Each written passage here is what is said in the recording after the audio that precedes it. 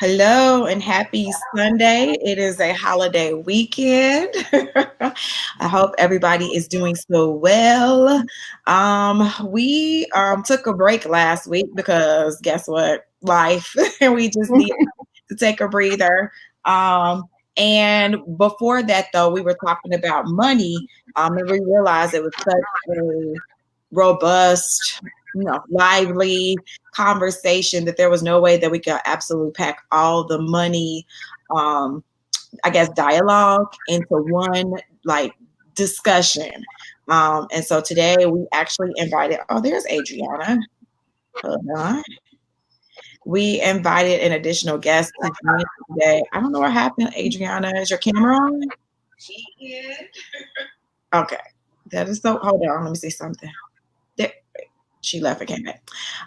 For those of you joining, this is Triggered. This is a conversation between, actually, we have a Marco Polo where we all talk, and we decided to take our very private space into the public space to share with y'all some of the conversations, because not all the conversations will make it here, but some of the conversations we have on our Marco Polos. And we've been, last time we were on, we were talking about money and loans.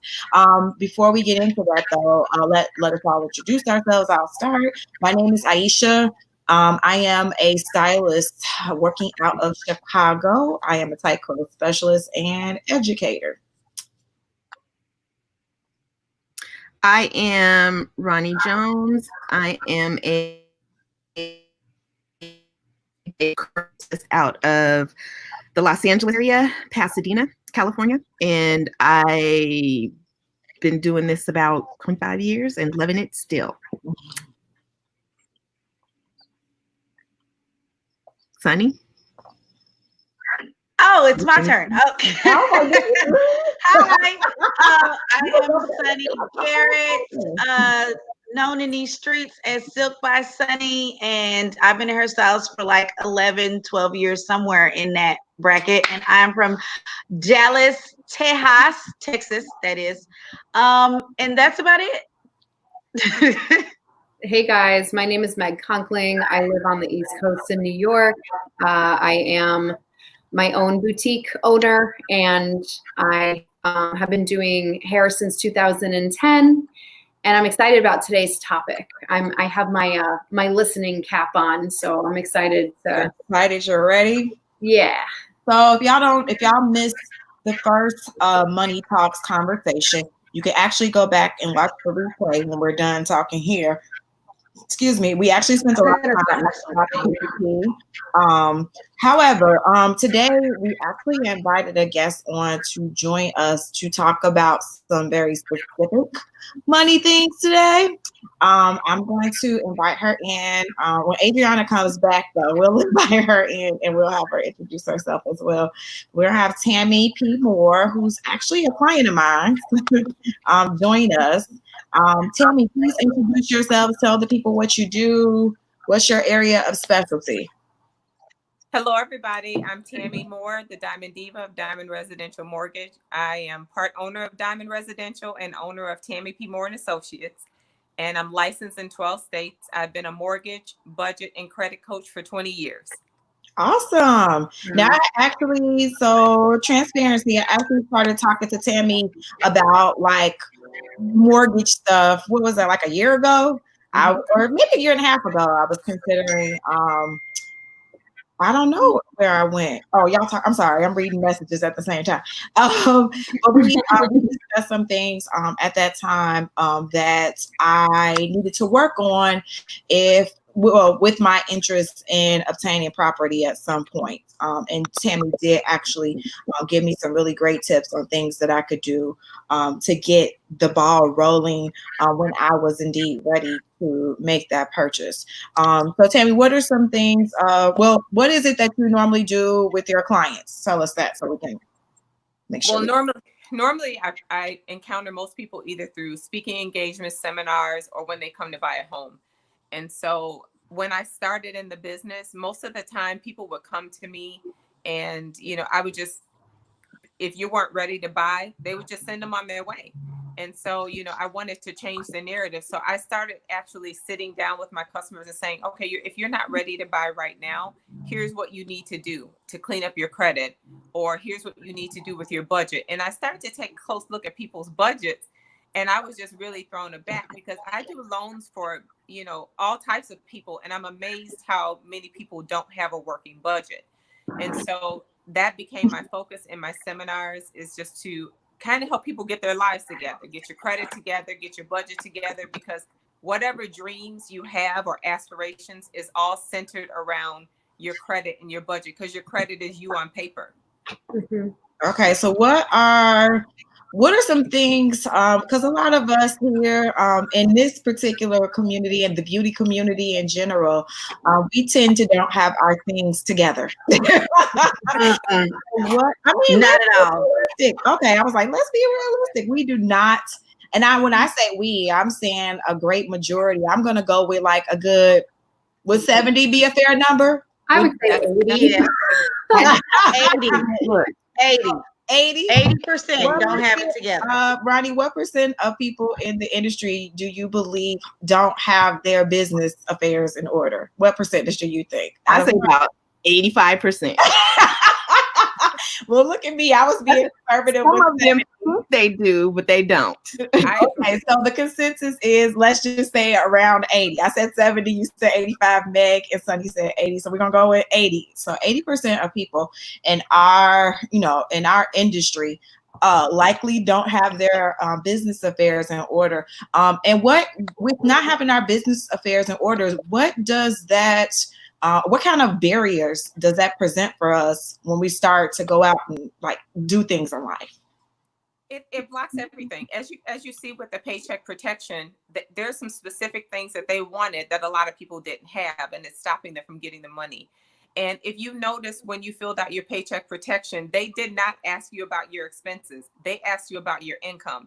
And the reason is because they leave that up to you. You are responsible for what your expenses are. So a lot of people are in a situation now where their income, their expenses exceed their income. That's all on you, because nobody's going to take care of you like you. And so the first thing that I recommend for you to do is to know what your number is. If the world shut down today, of course, somebody's calling on my home phone right now, but if the world shuts down today, like it did, how much do you need to survive each month? How much do you need in business expenses? How much do you have in your personal expenses? A lot of people don't even know that number. They're just flying by the seat of their pants. Right. And you guys are in a unique position because, if you work a 9 to 5, your salary is what it is. But you have the unique opportunity that if you need more money, you could book more clients or have another stream of income. And so it's much easier than you think for you to build those reserves, get your money in order, but you just have to prioritize what's important. Okay. What would you say will be the first, so since we're talking about the 80% of people, what are the top, I guess, 3 things that everybody should at least be doing? Like, what are some things that you encounter when you're working with clients that they just aren't doing? The first thing that I advise anyone to do is, 1, to invest 3 ways. Invest in yourself, invest in your business, and invest in your future. Investing in yourself is sitting down, having a come to Jesus meeting with yourself and figuring out what your income and expenses are and where you're spending your money. And so a lot of budget issues are not the fact of your fixed expenses. It's the extracurricular stuff. Eating out, or, splurging on something that you didn't have the money for, or that you thought you wanted. Those are the things that are budget sabotagers. So the first thing to do is take, especially now, go back 30 to 90 days and look at all of your expenses and create a real working budget. So that way you know how much money you need to survive. And when you have that number, then you want to start saving for reserves. Ronnie had mentioned a couple of weeks ago that, she had money put aside for, when she got sick, and I think Meg said she had money put away. The relief that it gives you just to have 1 to 2 months reserves you can't even explain it. So what you want to do is you want to, first of all, like you said, separate your business from your personal, know what both of those numbers are, and start work backwards. Go back and look at all the things that you go look at all the things you spent money on that was a want and not a need, and take care of your needs first. So I recommend that. Then invest in your business. Always set aside about 25% of your income to invest back into your business. And then for you guys, you need to know your cycles. Am I less busy in the summer? Am I more busy in the winter? You need to know when your money flows and when it slows down. When your clients are flaky, or the ones that are consistent, because that's going to help you build your business. And you guys have done an amazing job of having multiple streams of income, but I always say never put all your eggs in one basket. Always have something to fall back on. And then invest in your future. Where do you want to be in 5 years? Where do you want to take your business? Where do you want to take your personal life? Do you want to own a home? Do you want to pay off your car? Do you want to become debt free? Those things are the most important when you're structuring your budget.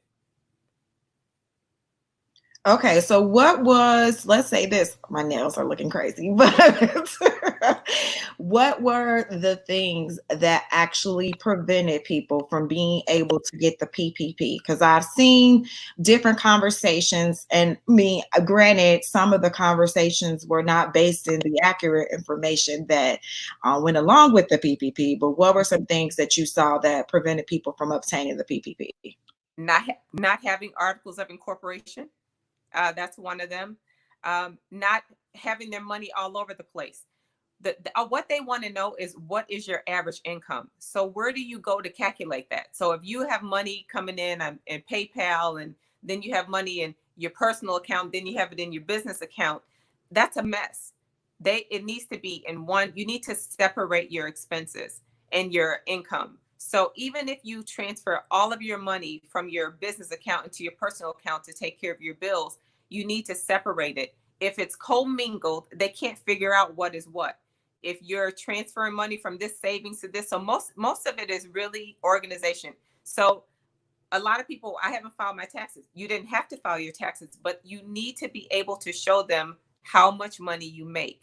And so I've seen a lot of my people that I send it to, they get paid in cash. I'm like, who still pays in cash nowadays? It's like, track your money. Even if someone sends you money through iPay, it can be tracked. So a lot of people were not able to pinpoint what their expenses were. That was the number one hurdle, and not having articles of incorporation. Okay, so those, and also like maybe the bank accounts, not having the actual physical business bank account. So those are things that I found: the business bank account, and not having a merchant service, working with a merchant like a PayPal, Right, like a Square, that prevented them. Those relationships with those banks, with those merchant accounts, actually were helpful in obtaining those funds. Which I don't know. Do you think the funds are exhausted? I'm going to find out if they're exhausted. I don't think so. And like you said, relationship is everything, Aisha, because just how I think, I'm not sure which one, Square D reached I out did to you Square. guys. If you had a PayPal account, you went to the top of the list because the relationships are everything. If you go to a bank where you don't bank, they don't know you from Adam. They're trying to service their customers. So learn to, start building relationships. When you need money, when you want to expand your business, who better to go to than somebody that has seen you make deposits over the years? They know you have consistency. So relationship is everything. Okay, and real quick, anybody who's watching, even if you're not a hairstylist, or maybe you're a business owner, please ask your questions, because we have somebody here who is an expert in an area that we are clearly not, because 80% of people in our community don't have their shit in order. I know it's Sunday, but I had to put that in there. And now's the time to do it. You have time on your hands. You've had a couple of months. Now is the time to get your stuff in order and come out of the quarantine better than you went in, because this has created a huge opportunity for entrepreneurs, believe it or not. I know a lot of people think, we're down in the dumps. But this is, a lot of you have put your thinking caps on. So what will you do with those multiple streams of income? So, will you go back and, get more debt, or will you start to save? When people come for loans, I have people that make 6-7 figures and have no money in the bank. And I have a lot of hairstylists that are like, I don't know how much I make. I haven't filed taxes. And it's like, well, how can we determine how we can help you if you don't know how to help yourself? So help yourselves. Would you say that maybe one of the most simplest things that everybody in here could do would be to start a QuickBooks, even if you don't know how to, even if you don't know how to organize it? Like, if you could just get the QuickBooks attached to where you do all of your business at, yes. That would be the start of making sense of your money. And if you have a business account and you have a personal account where you pay yourself, having 2 separate QuickBooks, even for that, just to keep some order, or even a Mint. What do you think about Mint? Like using Mint to just kind of have an idea of what you're spending your money on a monthly, your personal monies at least. You need something to track your expenses. I mean, you have to. Each one of you, anybody on this live right now, if you go back and look at your bank statement over the last couple of months, first of all we've been doing is eating anyway. But if you go back and look before the quarantine, you would be amazed how much money you spent on a whim eating out, how much money you spend on coffee, all those different things. I have customers. I have a customer. I always use her as an example. She came to me. We worked on her budget. She was spending $700 a month on food, eating out, not groceries, just dining out. And she was paying $1,500 a month for rent. And she kept saying, I cannot afford to buy a house. And I'm like, all you have to do is make sandwiches. Stop eating out. Literally, the light bulb went off in her mind. She goes, I never realized how much. She goes, I get so busy at work that instead of me cooking, I just go grab something to eat. $700. She has now paid off like 6 of her credit cards, bought a beautiful home, paid off her car, and all she had to do was make sandwiches. Sometimes we have to make those sacrifices short term to get the long term gains, like coffee. Starbucks, $5 a pop. I mean, it's $25 a week over a year. That's a small credit card being paid off. Make your own coffee. But yes, Mint, QuickBooks, anything that can track your expenses, even down to a simple Excel spreadsheet that tracks your expenses for you, that you can plug in the numbers. You need to know the number, the good, the bad, the ugly. You need to know what it is. Does everybody here feel like, because we're not able to do the same stuff that we were doing prior to COVID, like, do you feel a little richer right now? Like, you have all this. Oh, I've never been so rich in my life, honey. Ever. No, I can say, like, I know me. I was that person that ate. You can't hear me? Why can't you hear me? Her microphone's on. I don't know why you can't hear me now. Y'all can't hear me? Adriana's mic isn't on. Mine's not on? Oh, there you are. Everybody's mic is on. Okay, great. Go ahead. But can y'all hear me? I can hear. Yes. Oh, yes. okay. Okay. So what I was saying is, I was definitely that person that ate out. Like, DoorDash was my favorite friend. So we literally DoorDashed almost every day. Because I work, 10-hour days. I'm not coming home and making dinner and things like that. And, going out to, I do like to turn up with the best of them, honey. So on the weekend, we're going to brunch. Brunch turns into something else that turns into more cocktails. And I look up and I've spent, hundreds of dollars on a Sunday just because. And so I now that I'm like, not doing any of that, I've been saving so much more money. I was like, where's all this money that I haven't seen? And now it's just there, especially now that I'm back at the shop and I got income coming in, but then the money's just sitting there versus going out. So I definitely see a difference. I've literally had $3 sitting in my wallet since my last week in the salon. I went to Costco the other day, or Friday, And the girl goes, "Oh, you have to pay with a debit card or cash." And I was confused. I was like, "Y'all not taking credit cards right now?" So she made a mistake and thought it wasn't my card, that I was like one of the card users or something. And I ended up paying with that same $300 that's been sitting in my wallet for 2 months. I paid part of my, because it was a huge transaction. I bought a vacuum cleaner and an air fryer.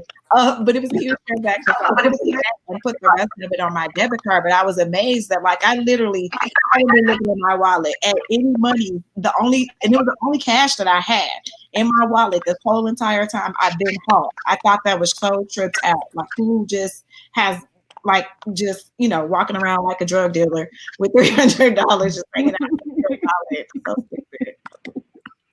And you know what, Aisha, cash is another sabotager too, because how many of you have went to the ATM and took out $100 on Monday, and on Thursday you're like, where'd all my money go?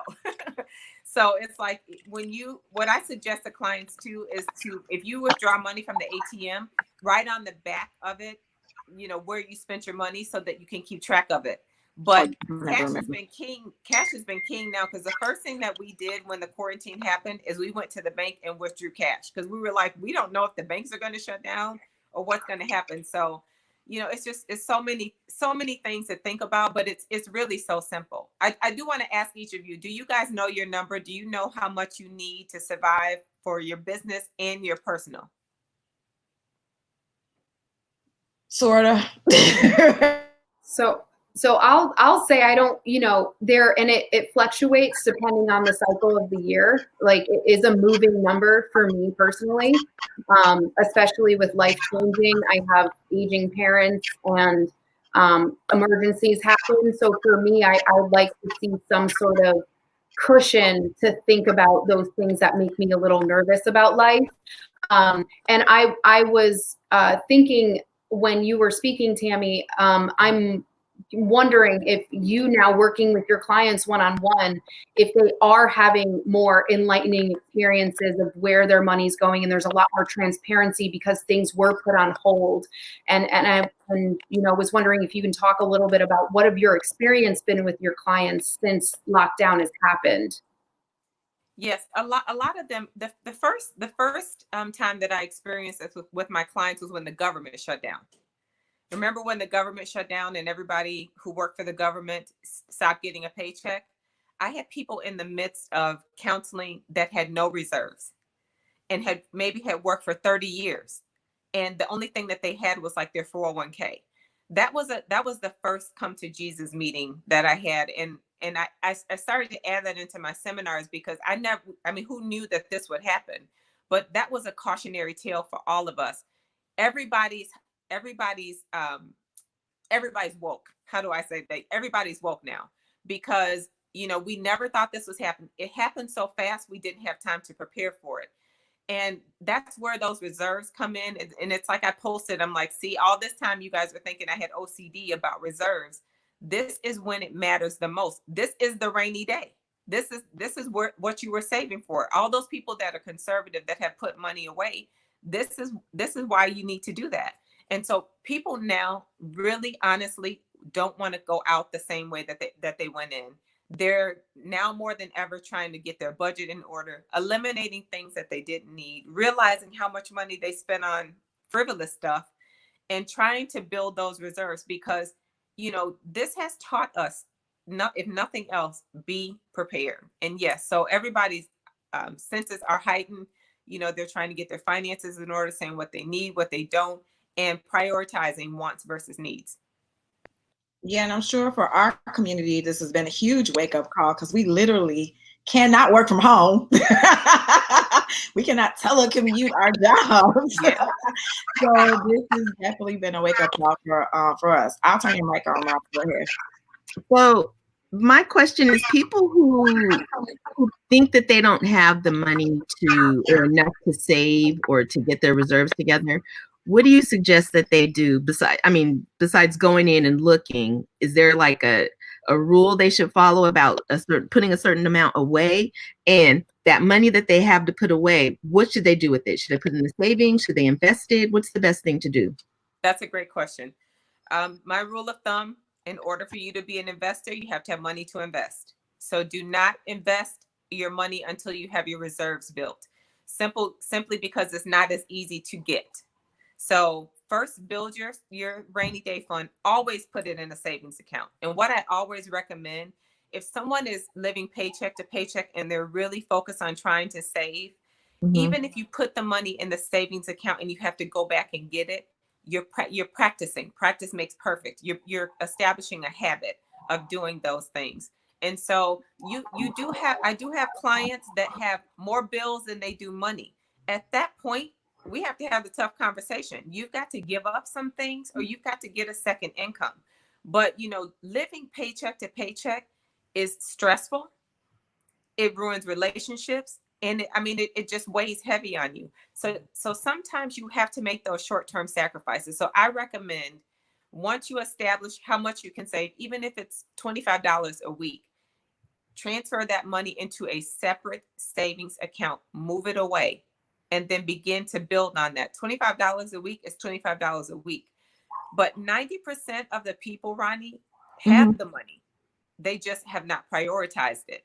Unless you lose a job or a spouse or something traumatic happens, you normally don't spend more than what you make. You normally just are not keeping track of it. And so the first thing to do is to find the fluff. And then once you find the fluff, put it away, because if you move it to the savings, you're less likely to order the food to eat out, because now you got to transfer the money back, or you're less likely to schedule a vacation and you didn't plan for it, because now you got to figure out a way to do it. But do not invest in a 401k always, but don't start an investment account until you have your reserves built, because when you invest, that's long term. You do not want to go back and forth withdrawing that money, because there's fees for that. Okay, that makes sense. Anybody else here have a question for Tammy that they want to ask?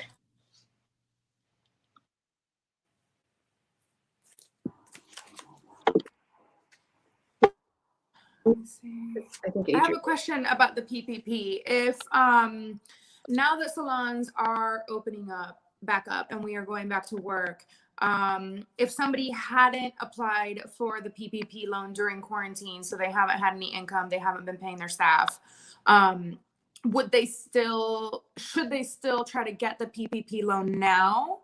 And with that money, are they expected to back pay or like future pay, like just pay going forward? Does that make sense? They should still, if they're going to get the paycheck protection, it's when it starts 60 days from when you get the money.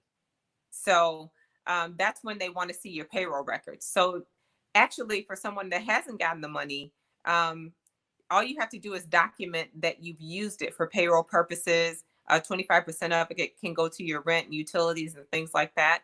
I would still say yes if they have money available, and the only reason is it's another cushion. Most of you probably breathed a sigh of relief after getting that money. It gives you're not going to be able to see as many clients as you did before. You're not going to be able to do a lot of things that you're going to have to buy more protection.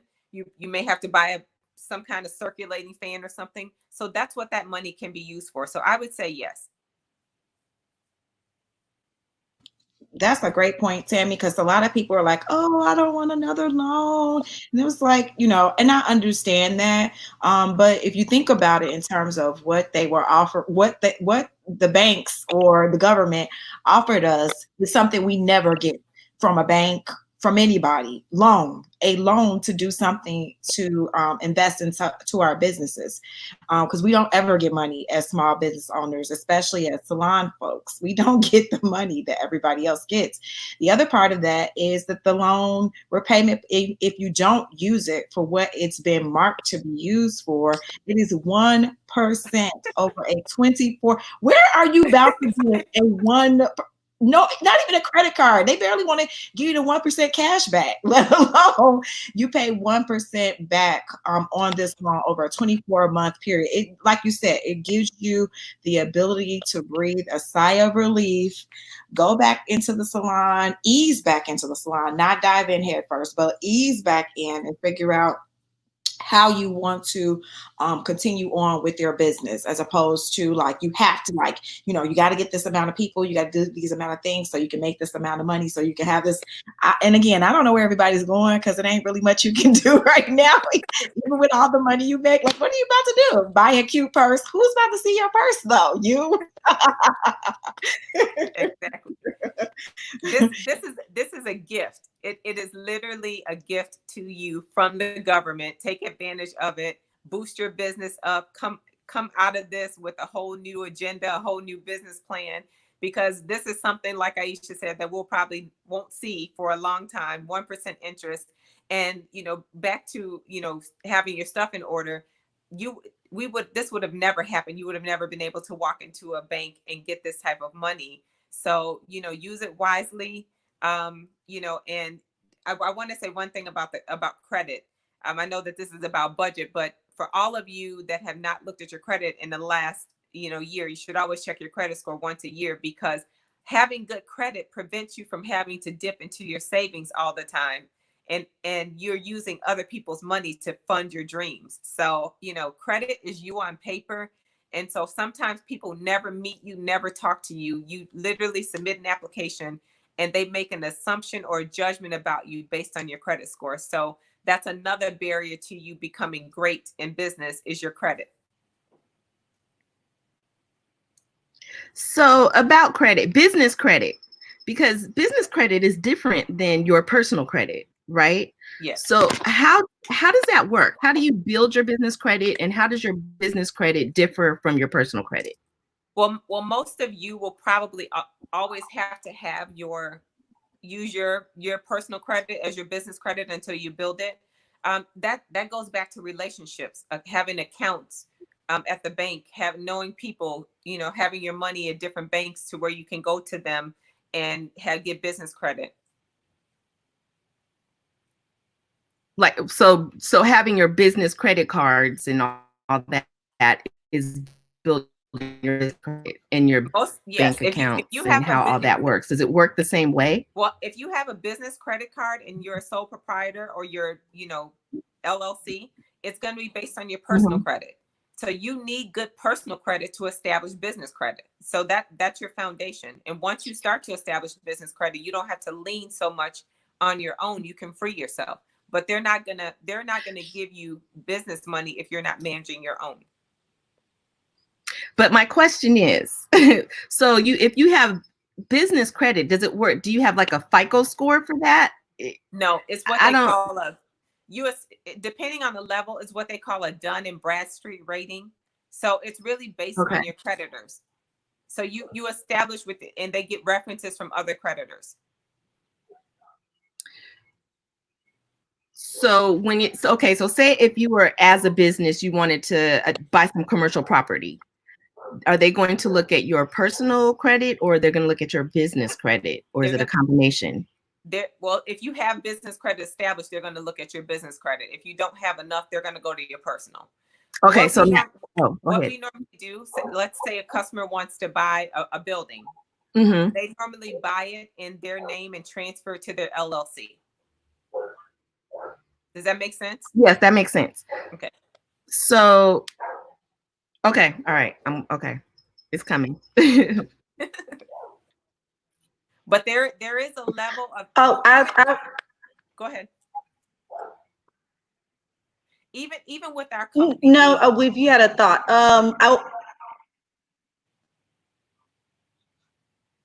Okay. I was going to ask, and I guess this is actually a very good question. So Lavita had asked about investing in like IRAs and things like that. And as self-employed, should we still be investing in those things right now? Absolutely. If you have money built, you should always self-fund your retirement. You should always plan. And that goes back to knowing what you would need to be comfortable in retiring. The other thing too is having proper insurance, life insurance. Make sure you have enough life insurance. A lot of people don't think about that. They're like, because if you work for a company, you can sign up for life. You should always have life insurance for your family. Should something happen to you, that they can, if your income supports a family, they can survive and live on after you're gone. Yes, you should always have an IRA for yourself. Yes, self-funded. Quick question, Tammy. Because I haven't looked in a long time. I used to check to make sure to see which banks were offering the best percentage back as far as savings accounts are concerned. Is that something you checked out recently? Do you know who's offering the best percent wise for your money? Most of them are online. I think Ally has a really good rate right now. I'll have to look into that and see, but I know Ally, most of the online banks that don't have the infrastructure, they have really good return on investment. But right now, everything is 0%. So your savings account is not paying you anything. A certificate of deposit, depending on how long you pick it, may pay you a little more than a savings account. But most online banks that don't actually have a bank to get to, that a physical bank, will pay you a little bit higher rate. And that's the other thing too. That takes discipline to bank with an online bank, because if you need a cashier's check or anything, you have to request it. You can't get, without a debit card. If you need big money, they have to actually send you a check. So it helps you to be more disciplined. Yeah, I bank with them actually, and they give money on your checking accounts. You earn interest on the checking account actually. So yeah. They've been giving money away. So it's get the money out. Yeah. You have to turn your microphone on, Ronnie, because I had to cut off. I do my savings accounts through online banks, like my tax savings and my whatever different savings accounts for different things. And online banks, because they have better rates and because it's just harder to go through the trouble to get that money out if I need it. Okay. And you guys said something too a couple of weeks ago that I wanted to mention too. Another way to get really disciplined and to discipline yourself, and it takes practice, is to set everything up on auto pay. And I know that's scary for everyone, but once you set stuff up on auto pay, it changes your life. You have no choice but to manage your finances because it's coming out regardless. That's another great way. Practice makes perfect, is to do auto pay for things, and it's baby steps. You may set your rent up, and then you set up your car payment, and then you do your credit cards. But it's just a way you start to get it in your mind, because the first oops, you're like, okay, the 15th, that car payment is coming out. I need to make sure I have that money in there. But again, you guys have the most unique opportunity that, the world is yours, that you have that flexibility to increase, take more customers and increase your income when you need it, which is a blessing.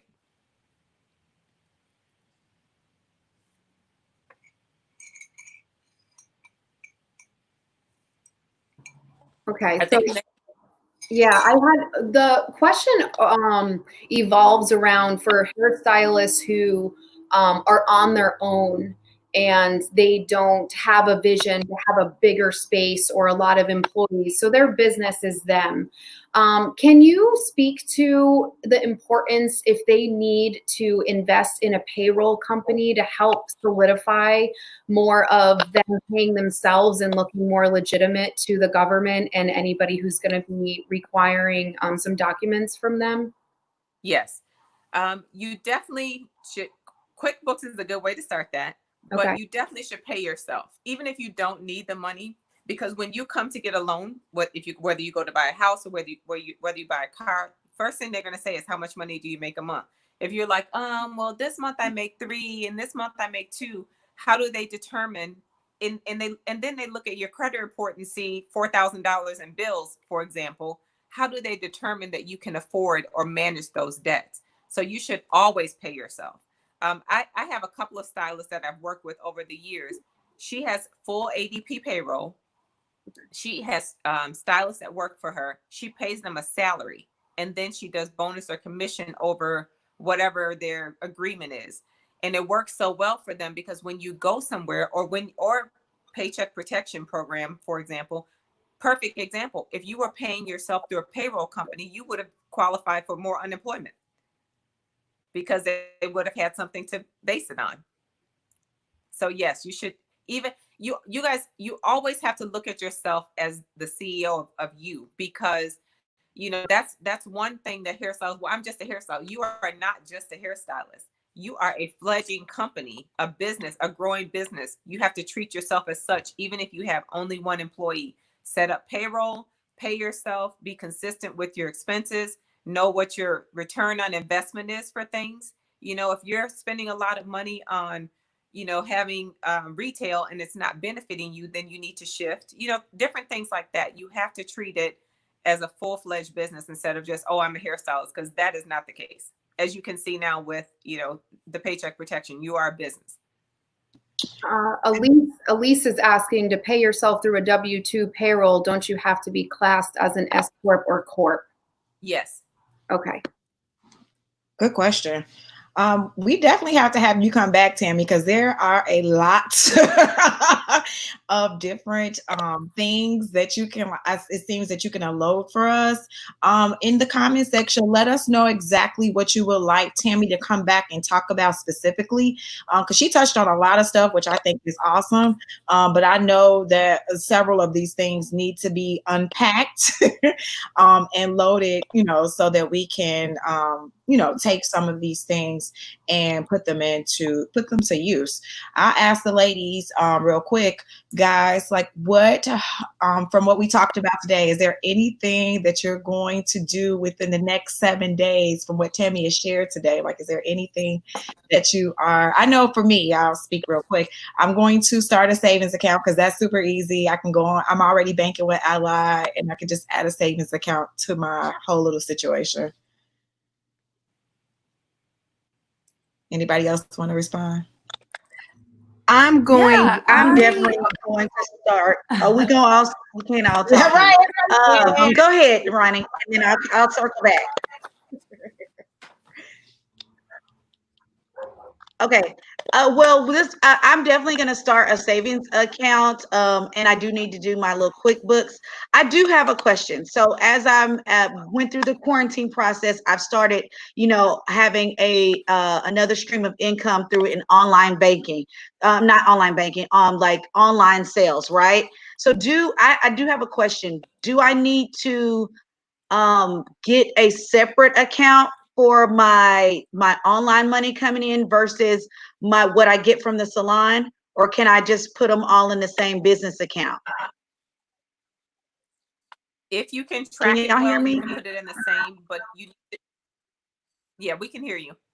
If you can track your expenses, if you can pinpoint what you sold online and separate it, yes. If not, get a separate account, because you want to know how much you made from that business specifically and how much it cost you to make that much money. So you won't be able to determine your return on investment if you commingle the money. But if you have it labeled really good, where you can go and see, you know, I had this many deposits from this separate maybe you set up a separate PayPal account or something. But yes, you do need to be able to pinpoint that money was specifically for your online sales. And that's another question with PayPal. Real quick. It's real quick. So I had some friends that use PayPal and other forms of like payment, and so they weren't able to get 1099s for those businesses to go towards their PPP. So what is the best way for them? Because when you said PayPal, it brought all this up. What is the best way for them to get that information so they can apply? Did they deposit the money into their account? Because they will take bank statements as well. So somehow that money didn't transfer over into their account. Yeah, because they called PayPal, they called and they couldn't get the accurate information. So I'm not exactly sure how they worked it out on the back end, but I just wanted to ask that real quick. But that's all. There's also an activity log on PayPal. You can go and look at your transactions as well. Mm-hmm. So there should be some way for them to track an activity log. Real quick, not being able to like find out where all your money is, that's going to come down to what platforms you're using, because the platforms are already going to account for you made this money over here. Here's your Square accounting for how much you made in the salon. So it's really already separated. This is where QuickBooks will come in though, and deciding where that money came from, because even though it transacted through PayPal, but it came from over here, you can label it. So it says that this came from your digital product. So, but you're going to have to, like, it starts to become like spreadsheetish, where you have to look at every source to know what is making the money, and where you need to do things. But this kind of is with Tammy and outside of Tammy at the same time. Again, that QuickBooks and having a bookkeeper to make sense of your books, because I can't do it. So I'll hire somebody to do the bookkeeping for me. I'll set it up. You go in there and make magic, and then the bookkeeper makes it nice for the accountant, because the accountant's like the doctor, the bookkeeper is the nurse. She's really he or she is really running the show, and the accountant is just submitting everything and documenting everything for you to be sent over to the government to make sure you pay your share. And Aisha, Ronnie told me something. I call this a Ronnieism. She told me something months ago. She said, stop trying to do what you can't do and hire somebody who can. So if you know that that's not something that you can do, you need to hire somebody to take care of it. But you always need to be in control of your own finances and know where every penny is going. And that's important, because a bookkeeper is only as good as your records. That bookkeeper is listen, first of all, let me say this, because I think that when people think about hiring somebody, bookkeepers are not very expensive. You can hire them to do the job quarterly. You don't need them every month. You can literally have them do quarterly crunches of your numbers. Imagine having to do 2 years worth of bookkeeping. How much did that cost? Okay. That cost a lot of money outside, upfront costs, something we had to do recently. But having her do it every 4 months cost, like, literally, it's like she loves this. She's like, if y'all need a bookkeeper, I've got somebody that I can refer everybody to, because she is at home in Corona. She's like, I'm bored. But I do have somebody that I can recommend to everybody, and she'll crunch your numbers. She did 2 years worth of bookkeeping in a week. So just so y'all know. And if you need a budget coach, and I wanted to say this before we go, you guys are I was thinking about this. You're in a unique position, because if you have your stuff together, think about how many people sit in your chair. You have doctors, lawyers, business owners, and they will share with you things that they will never share with anybody else. And so those little tidbits of, girl, call this bookkeeper, or, go to this bank account. You have the power to change the narrative and change the mindsets of all of your customers. Once you have your stuff in order, because we lean to you guys for a lot of things, just as customers lean to us. But, like I said, we will share stuff with our stylists that we wouldn't share with anyone else. So you have the opportunity, and I applaud you all for sharing information every week, but it is life-changing. Thank you, Tammy. Meg, did you share what you'll be doing? What one of the first things you'll be doing from Tammy's information, insight she shared with us today? You're not sure? You mean I have to confess something that I have to be accountable for? Yes, we are transparent in this space. We are not hiding from the shit we don't want to do. Definitely not hiding. I guess where it is experiencing conflict is I have a financial advisor, so I never went the route of QuickBooks.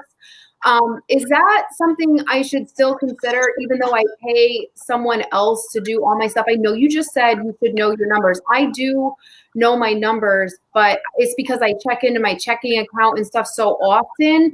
Is QuickBooks something for someone like me in the position I'm in, I guess, is what I need clarity around. If what you're doing is working for you, then don't change it. But if it's not working, that's where you need to go back and analyze it. I mean, okay. Can you figure it out without your financial planner? If you were in a yeah, I mean, I pretty much know where my numbers are going, because I always have to. Sometimes I checked in with him a lot in the past, like, hey, what am I paying for in my business, and what is the personal again? And once I made those categories, like you said, once I started seeing the fluff, even if it was $15 of fluff, I would just transfer it over to my savings, just so the numbers stayed as close to what I think they should be. As long as you're in control of your business and he's an asset, yeah, just a right hand, yeah, I would say yes. But I would not let your financial planner have more control than you, because when it comes down to going to buy a car or something, he's not going to be there, and you need to know all the intricate details of your finances. Okay, so I'll work on that. Yeah, I'll work on that, which is, I think, more like organization and just like getting more clear. Just having access, because some things like being able to pull up a P&L, that's like a little, I mean, literally, it's like one little report that you can pull up and give that to people when you're trying to, like, say, rent a space or acquire a space, and you wouldn't even have to call him. So I think, I understand like hiring out, but there's still some level of knowing where everything is so that it's accessible to you at any given moment when you need it. You don't have to wait on a person. Like, that's why we're big on like do your own website, because you're like, oh, I need this one sentence change. Now you got to call somebody or email him, wait for him to respond back. Then when he gets around to it, or she, then they can change that one sentence when you could have just went inside the website yourself, got that little sentence fixed, and moved on with your life. So having that level of being like knowing how things work without having to like be completely hands-on. There's a balance in all of that. You still need to know what's going on. And Aisha, I will say this too to you, Meg. Oprah Winfrey still signs all of her checks. She's a billionaire. She knows where every penny of her money goes, and she has a lot of people handling her money. So, nobody will take care of you like you. Absolutely. Adriana, anything you're gonna put into motion the next 7 days? And I definitely. We have time. I know you're at work, but still we got a little time. I did get QuickBooks and I started it, and but I have to finish like organizing it, because when you first kind of start it, you gotta like, and this is what I really need to do. I need to get in touch with my guy tomorrow, because I've been trying to get a hold of him, and we've been like two ships in the night missing each other, to have him, because I've done what I could figure out what to do. So now I need him to coach me on like where we need to kind of put the finishing touches on the organization so the numbers make sense for the business. And then I should probably have a mint for my personal. Is this your accountant? My personal money's going. is this your accountant or your bookkeeper? My accountant. Okay, so you're like really helpful. I don't know, like he's super helpful. So okay. I guess I don't really know what the difference is between a bookkeeper and an accountant, because the accountant has always handled everything for me. So from what my bookkeeper told me, like, because her husband does taxes, and I asked him to go, like, if he could do them. She was like, no. She was like, she likes to keep things separate. She wants to make sure that there's a clear line between like what she did and what somebody else will look at when they look at the numbers. So the bookkeeper, again, is the actual organizer, and it will make sense of all of your numbers, so then your accountant can read it. It's just, again, like the nurse making the chart and the doctor being able to read the chart and then make the final decision. That's exactly what that relationship is. So you can do it. Elise does it. I just can't. Like, that's where I'm like, and I guess that's where QuickBooks comes in, right? Like you could handle your own bookkeeping through QuickBooks. Right, but somebody still has to go back and organize it so that it makes sense when it's time to file those taxes. Does that make sense? That's what my accountant usually does, but I don't know if they're doing kind of like a dual service for me or something. Maybe it must be. Okay. Can I answer a question that's on the chat? Someone asked about paying. Lavita asked about paying yourself. Lavita asked about paying yourself. If you don't want to form an S corp, just set an amount every month that you transfer from your business to your personal account to pay yourself. I mean, if you don't set up payroll and all that good stuff, that's okay. But still just have a set amount to pay yourself a salary based on what your number is on your personal expenses. Because if you come to get a loan, let's say for a house, and you have paid yourself through transfers, we can still use that income if you're doing a special kind of loan. So no, we're not saying you have to go set up an S corp. That's only if you want to actually set up payroll and do a W-2, but you should still pay yourself every month. And I might get my accountant to come at some point to explain like the different business entities, because there are some benefits to being an S corp. Yes. One of the major ones is being able to separate yourself personally from the business. So if somebody decided like, y'all did this, it's like Yes. you're not responsible. They are suing the business or whatever problem you have. It is with the business directly. So it's just it creates some separation. But I will no assets. We'll have an accountant come talk to us at some point, so that we can get some ideas about those things and how that makes sense as well. So this has been a great conversation, Tammy. I really appreciate you. We all do actually appreciate you coming through. We're gonna have you back though, because again, our financial literacy in our community needs help. We need a push. Because, and I can tell by some of the posts I've seen over the course of Corona, because I follow a lot of hairstylists, the kind of things that we actually need as a community. So I would hope that, moving forward, that we can become more literate and have some understanding of the things that we're doing with our money. And during this time, especially since we're not going to be living the same life we were living before, we're going to have a lot of extra money. And we need to be able to maybe we should talk about that. What do we do with all this extra money that we're going to have, because we're not spending it on, well, maybe on Instagram things, but we're not spending it hanging out like we were before. So maybe we should talk about that coming forward or going forward at some point. Definitely. I'm buying a house. You want a house?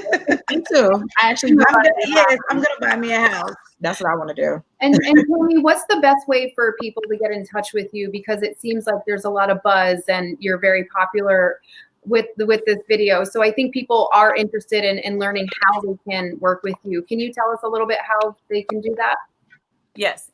If you want to buy a house, I can take care of that. But I am, my Instagram is at Tammy P Moore. I am also on Facebook, and you can email me. My email is tammy@tammypmore.com. You can email me as well. I mean, if you have credit questions, you need credit tips on how to improve your credit score, just send me an email or send me a message through Facebook. I would be honored to help you.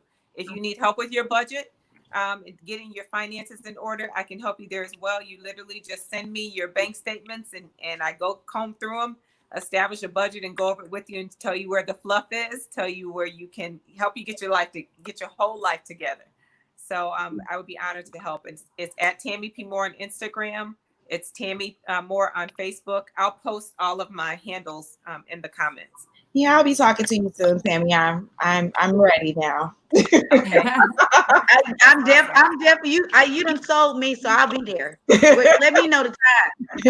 What time is the Zoom call? I'm ready. I am licensed in every state that you guys are in. So I'm licensed in 12 states, and my company is licensed in 26. So I got you. Okay, Elise. Hey, ready. Well, you guys have an amazing day.